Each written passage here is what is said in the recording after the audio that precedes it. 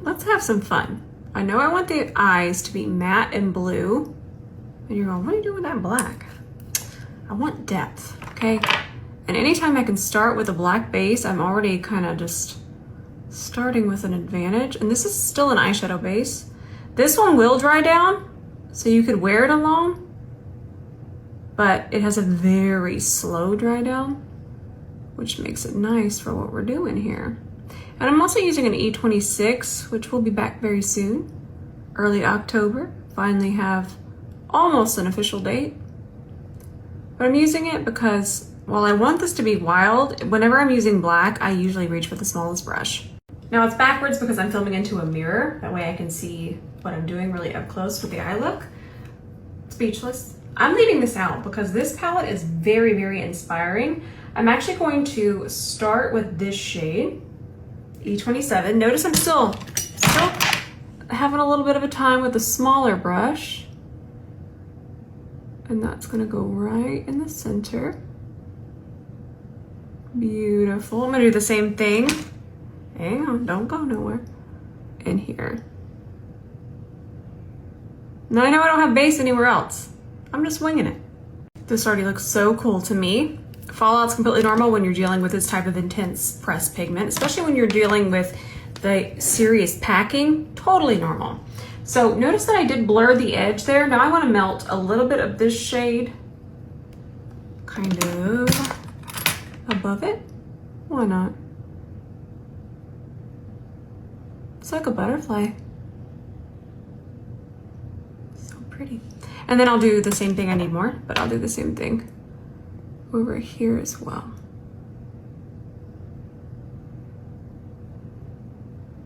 Same color, different brush. I'm gonna take that and just diffuse there. Tap it over that way a little bit. All right, the eyes look cool. Kind of wanna add shimmer, but then I want the skin to kind of be the only thing that shimmers. So I might actually just do powder foundation. Now I want this lighter blue. So there's certain looks and certain days that I palette hop. This happens to be one of them. Most of the time I try to stick to colors that are just in one palette and things that aren't discontinued, but that's so cool. Then I like to take my cellar water on a fluffy brush and kind of do a pre-melt and clean up. I am gonna be wiping this on Sheila.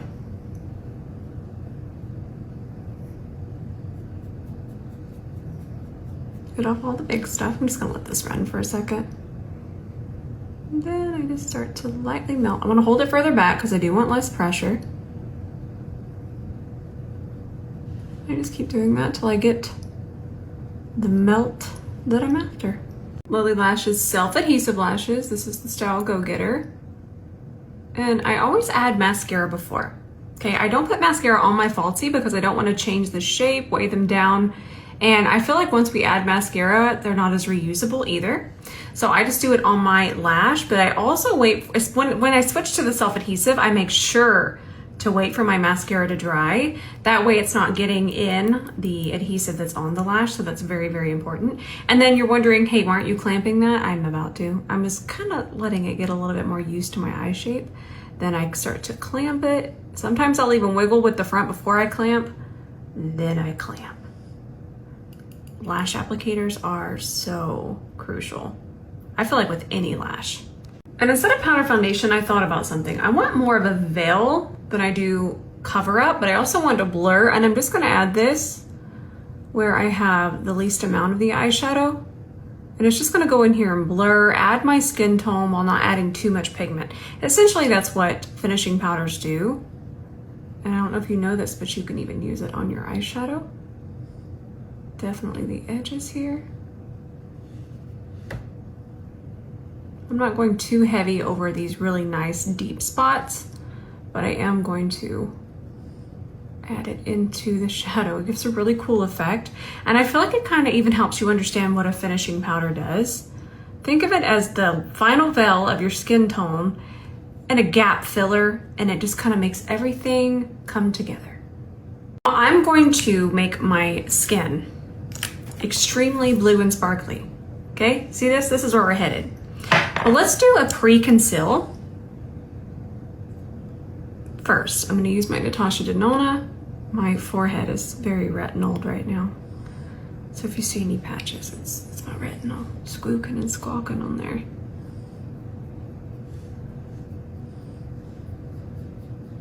Now for my under eye, I'm going to use a denser brush because that's where I want the most coverage. So I'm going to use this side of the D2. Melty, melty.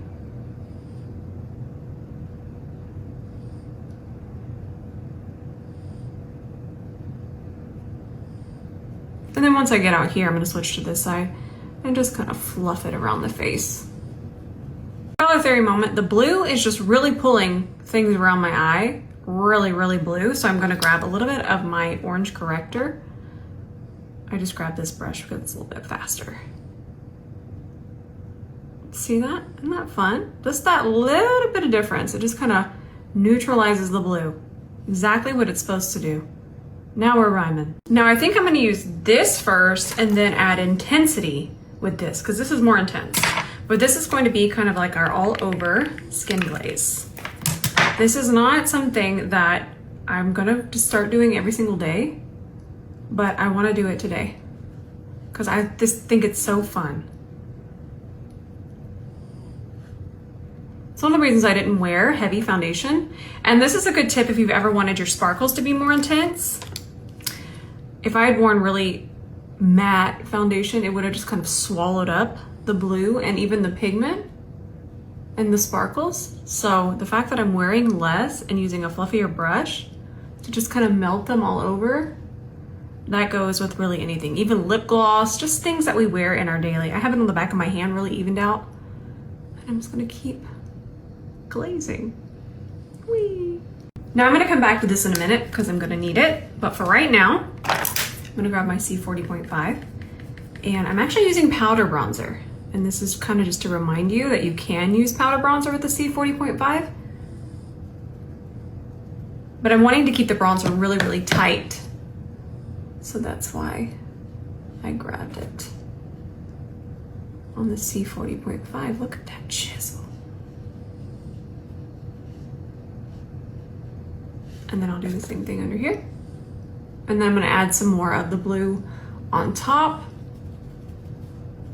But we were at a good stage. And now I don't have to even worry about adding powder there. Now I'm gonna grab the brush and a little bit more, just kind of go over the edges.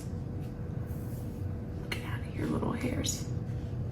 And I am gonna set with some powder towards the center, but not a whole lot, because the whole look is just about being a little sassy with our blue highlighter. Now I'm grabbing the Cover FX, and let's see. Because I know that this one, yeah, this one's more intense, so I'm just gonna put it there. And then I'm just going to use this brush.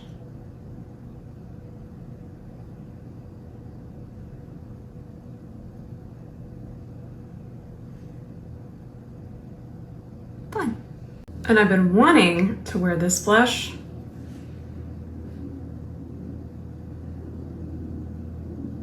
Well, that was really satisfying and fun.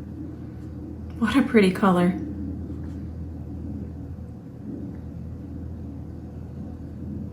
And before I start powdering, I'm gonna grab this Kosas liner, the shades Enigma.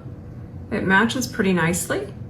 And the reason I'm not gonna use the shadow is I just don't wanna have to worry about fallout, so sometimes I just try to find a matching liner.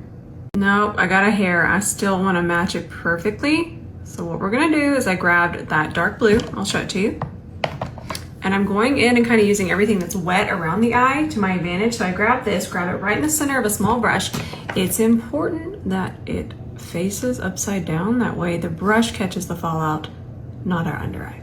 Remember the bright blue? I'm just going to grab everything around the eye.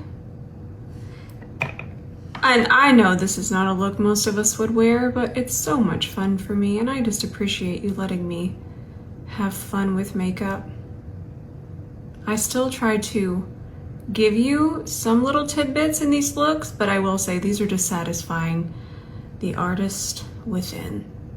I'm definitely still gonna set certain areas. I'm gonna set underneath my eye. Blur these edges. And we can still see that blue coming through. And I will say, if you wanted to get a less sassy color in those MAC things, they do dry down. They don't feel sticky at all. That's satisfying. Let's take this little prototype brush for a spin. Remember the blur? I wanted to kind of melt my skin tone here and over here. The finishing powder.